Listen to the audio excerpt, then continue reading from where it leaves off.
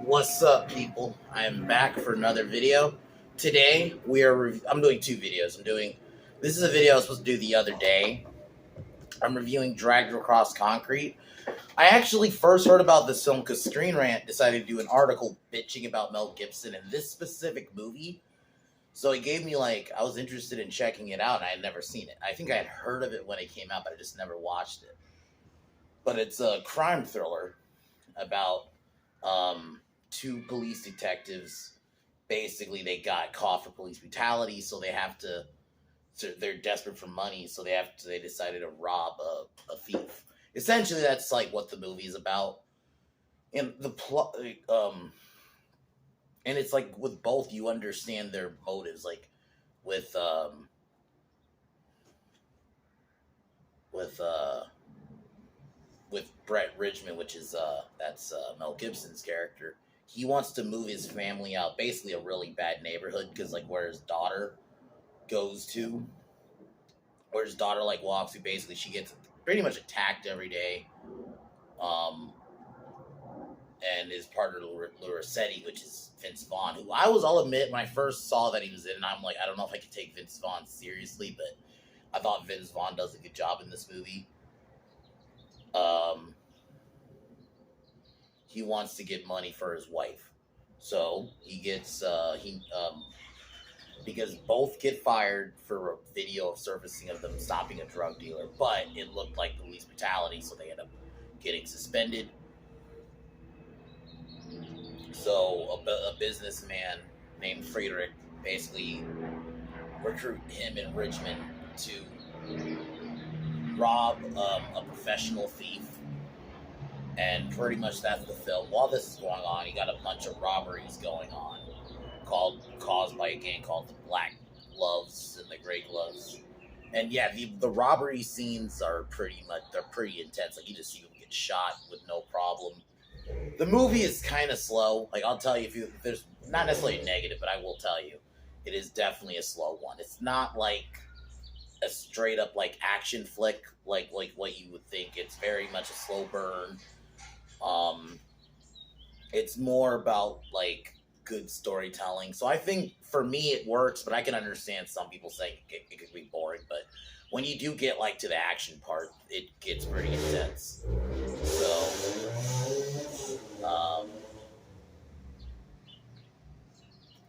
pretty much, so basically they have to try to rob the police thief. They end up confronting the thief.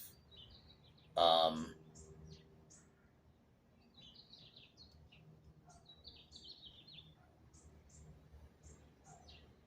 and then you have Henry Johns, who's like another character you see in the movie, who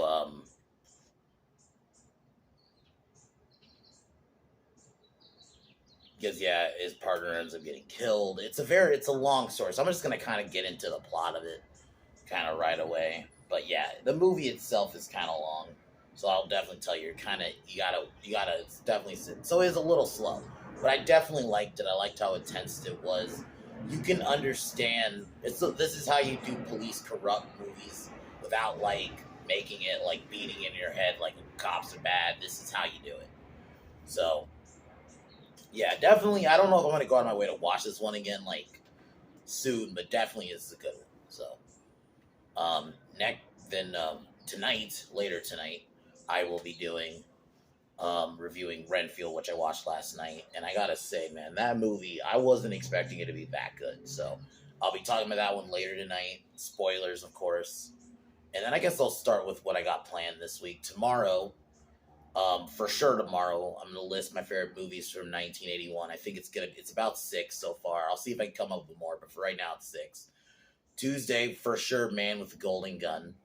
Wednesday, I'll probably figure something out. I don't think I'd fully know what I'm doing Wednesday yet.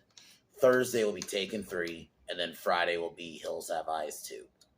And then some point next weekend, Evil Dead Rise review. So that's my plan going into next week.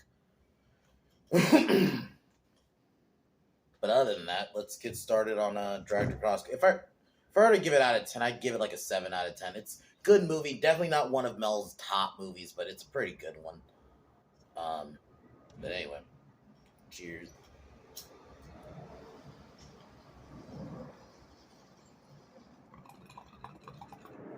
This is where we meet Henry. He's one of the characters. See, dude, I'm still. This is how we actually start the movie. And so we meet Henry and his fucked up family. Then Brett Richmond and Anthony Lurisetti do a bust. They end up getting suspended without pay because they did a bust of a drug dealer, but because it looked like police brutality, they get suspended without pay. And they both need money because Richmond wants to move. His wife really wants to move out of. They live in, like, I'm just gonna say it, a ghetto neighborhood. His daughter basically is bullied all the time. Like, people fuck with her and shit. And her mom's like worried one day her daughter's just gonna say the word raped. So she wants Richmond to be able to move him out. Because I think his wife is also a former cop too. Lear said he wants to have a good life for his wife, or about to be wife. So they get hired by a businessman to hires a businessman hires Richmond, who asks Lurisetti to help him basically rob and surveil Lorenz, a professional thief. So while this is going on,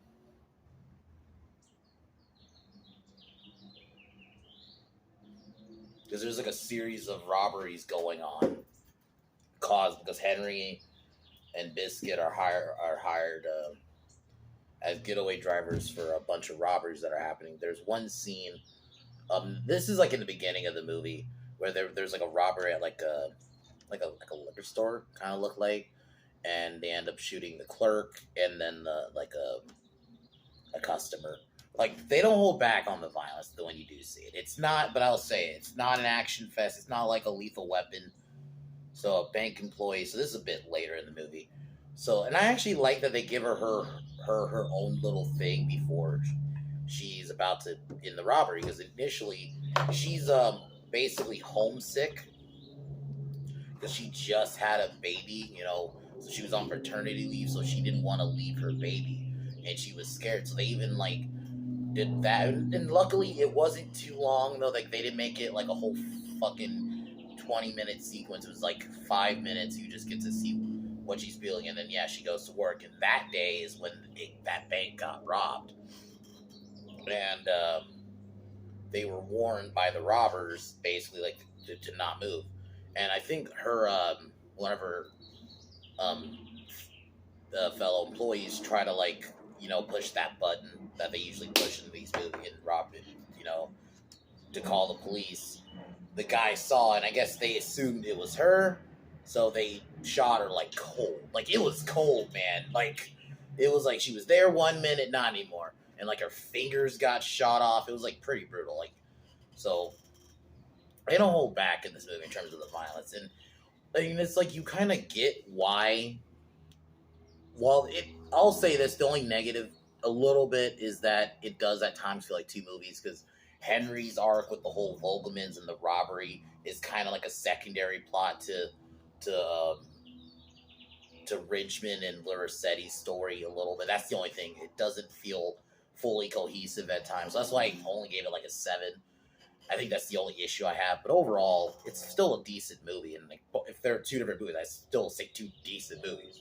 So it does come together in the end, but it is a little, at times,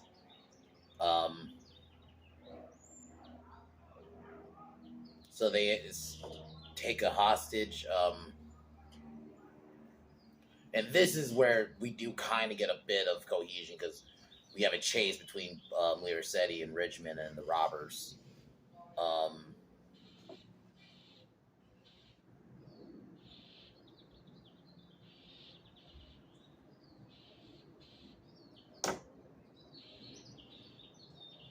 um,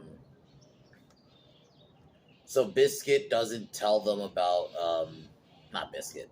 Henry doesn't tell them about Biscuit or that they're because Henry notices they're being followed by cops, but he doesn't say anything. Um,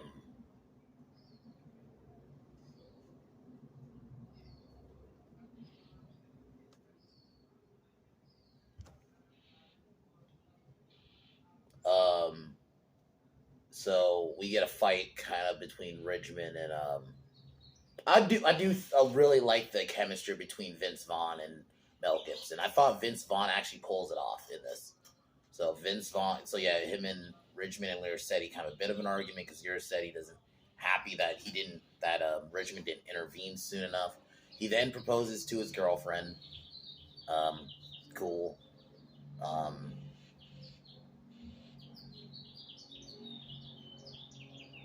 so Biscuit ends up getting killed. Um, Pretty sad scene.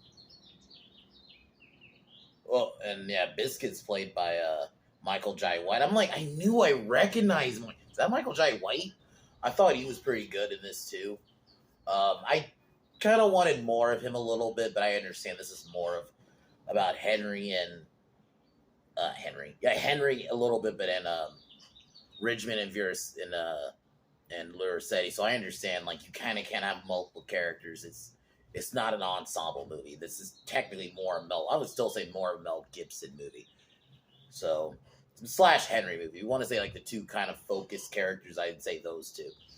So we kind of get a big shootout. Biscuit ends up dying.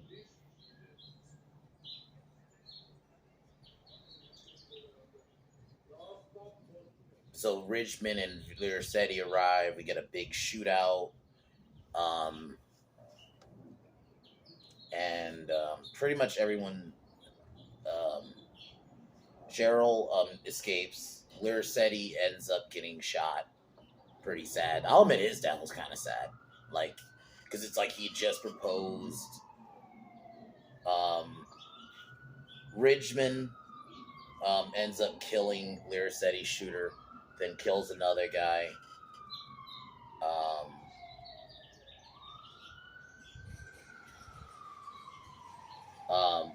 Ridgman kind of, you have that scene, him holding him dead, and then his girlfriend declines. That's the part that makes it worse. Like, she said no.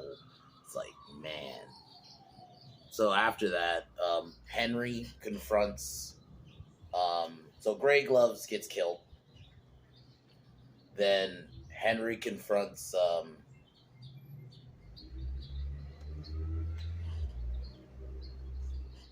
Shoot. They shoot each. Henry confronts Ridgman, ends up shooting him, and Ridgman then they basically try to make a deal to split the money,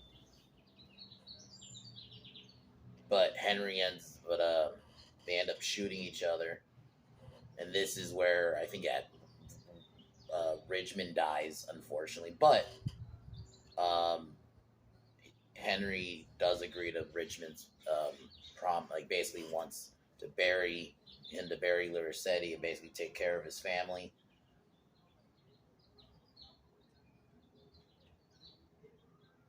And then to kind of do a time jump, Henry's taking care of his family, and then he sends the family Ridgman's family money. So basically, it was like kind of.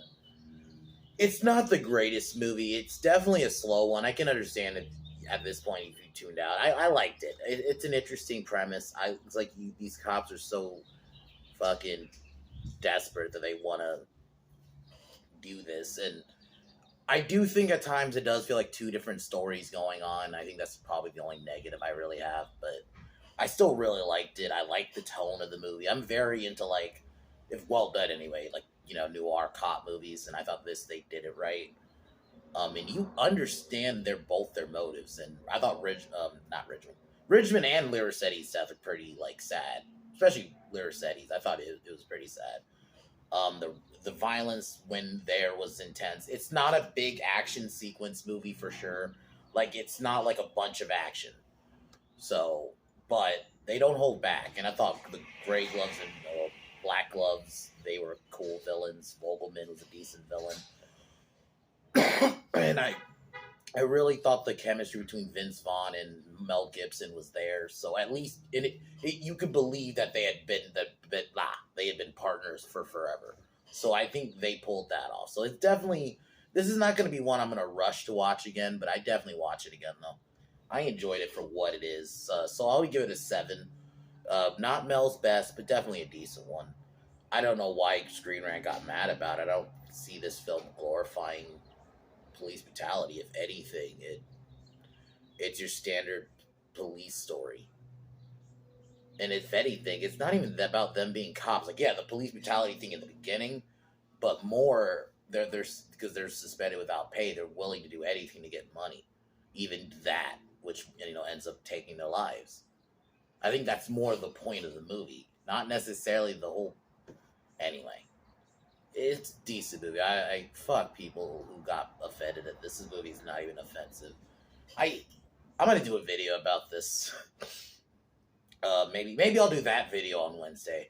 That'll probably be my video on Wednesday. I'm gonna do a video about why I'm so tired of people bitching about Mel Gibson. Like, there's even another one I saw yesterday. Like, god damn it. Why are y'all are still whining about Mel Gibson? I'm gonna say it. Same motherfuckers voted for Joe Biden who said arguably the same fucking words, even now. But Mel Gibson at a bad time in his life. Anyway, I'll go into that on Wednesday. It's frustrating. It's like every fucking other week now, people are just bitching about him. It's like really just him, but Alec Baldwin can do the worst shit and it's fine. Fucking, there are people out there that still celebrate Roman Polanski. But Mel Gibson said some meanie words at a bad time in his life. He was addicted to drugs. He was on, he had a drinking problem at this point in time. I'm not okaying what he said, but holy shit. It's over a decade ago now. And then actually even over that, it's insane to me. Like how it's okay for some people, we can forgive him, but Mel Gibson, we have to still bitch about him. So anyway, talk about that later. That's a little side point I wanted to mention, just because that's why I even made this video about this movie. But anyway, overall, I like Dragged Across Concrete. Decent film. Tonight, Renfield review. I guess I'll give a mini review before I do my review tonight. I really liked it. I didn't think I'd like it as much as I did. I just wanted to see because it was Nicolas Cage. And Nicolas Cage is one of my favorite Draculas now. He's not like top 5, but he's definitely a really good one. I love the way he played like a comedy Dracula, but it's still in a way it was still a little serious in general about the actor who played Renfield was great. They even made Awkwafina tolerable, and I didn't realize in a good way, how gory it was gonna be. The gore is fucking crazy, man. So I'll go into that a little bit tonight. Very well made. I thought it was genuinely a funny movie. Like, I genuinely laughed a lot. Like, very rare does a movie like at least make me laugh like that. So I'd recommend it just to see Nicolas Cage's Dracula. So, and villains were villains in this movie. No like sympathetic bullshit. The villains are villains. The good guys are good guys. It's like just a fun little flick. So I'm definitely gonna see that again. So I'll be reviewing that tonight. But Dragged Across Concrete, 7 out of 10. That's kind of what I'm thinking. Renfield, again, I'm giving an 8. So, but I'll cheers, and I'll talk to y'all later tonight.